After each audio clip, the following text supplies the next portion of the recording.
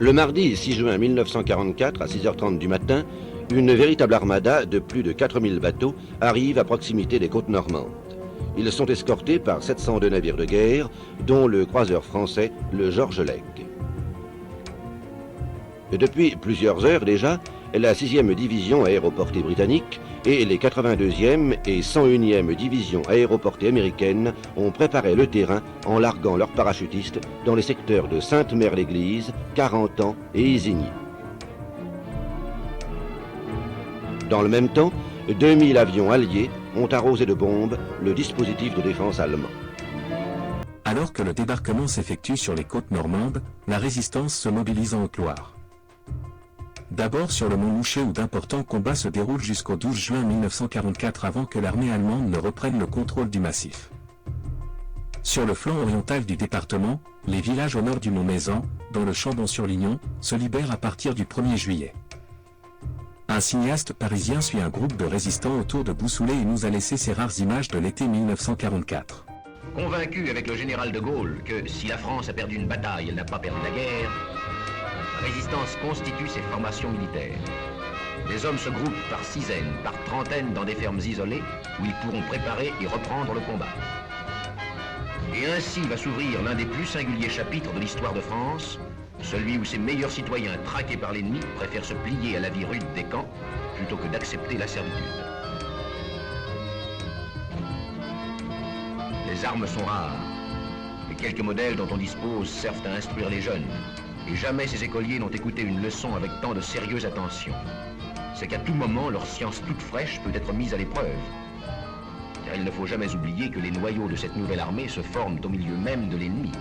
Un ennemi qui les traque inlassablement. Nuit et jour, il faut veiller. La moindre distraction, la moindre défaillance se paie de la vie.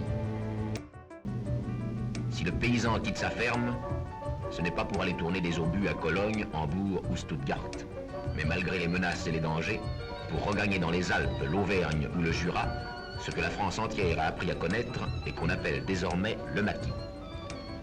Maintenant, tout un filet de résistance s'est solidement noué sur la France. De toutes parts se sont formés des camps de réfractaires.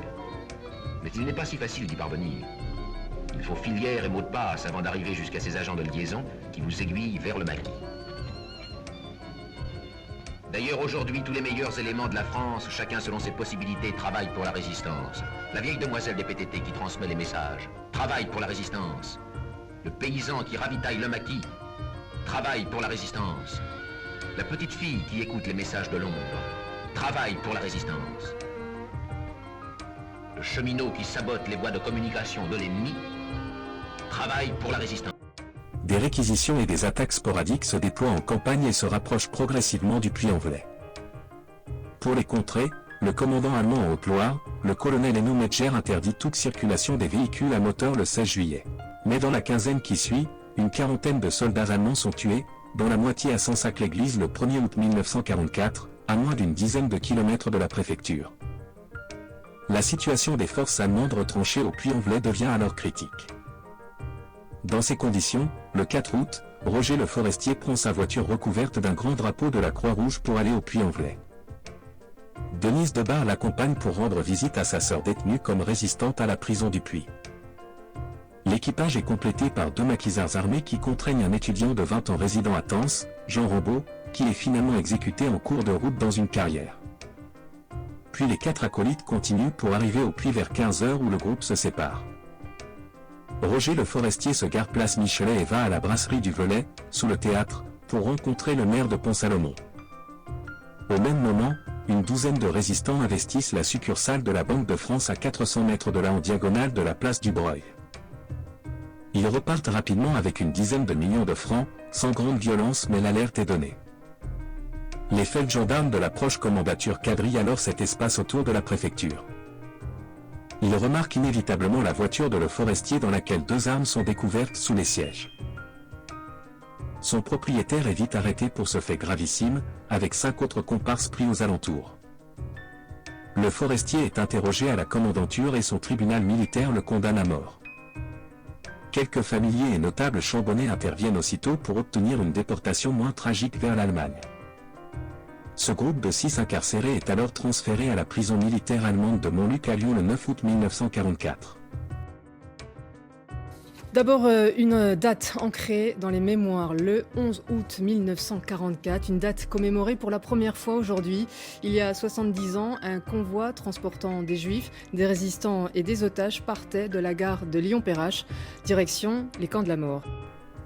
Parmi nos 6 captifs du 4 août, 3 sont dans ce dernier train de déportation et reviendront en France en 1945, 2 s'évadent et seul le Forestier reste en cellule. Les FFI se rapprochent de Lyon, et le commandant de la prison de Montluc, le colonel Werner Knapp, prend d'ultimes mesures de liquidation des détenus. D'abord, 109 sont extraits pour réparer la piste d'aviation de Bron avant d'être fusillés une fois le travail accompli.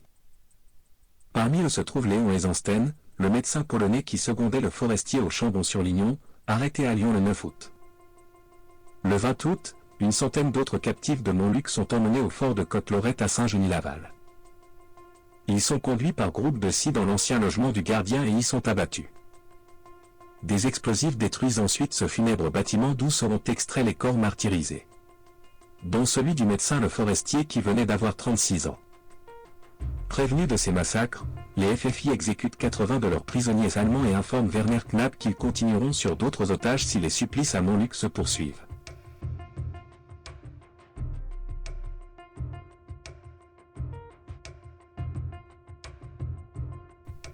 Bref, la prison de Montluc est libérée le 24 août par les FFI qui investissent totalement Lyon une semaine plus tard.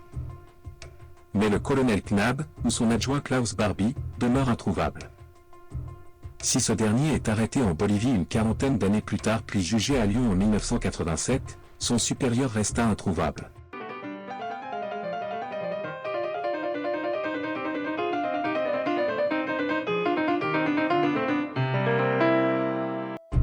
Pour compléter cette vidéo, vous pouvez vous référer à cet ouvrage de 500 pages, paru en avril 2023 et librement accessible aux adresses internet suivantes. Ce livre a bénéficié du soutien de la commune du Chambon-sur-Lignon, du réseau des médiathèques du Haut-Lignon, de l'Association pour la mémoire des enfants cachés et des justes, et des archives départementales qui hébergent la revue des cahiers de la Haute-Loire.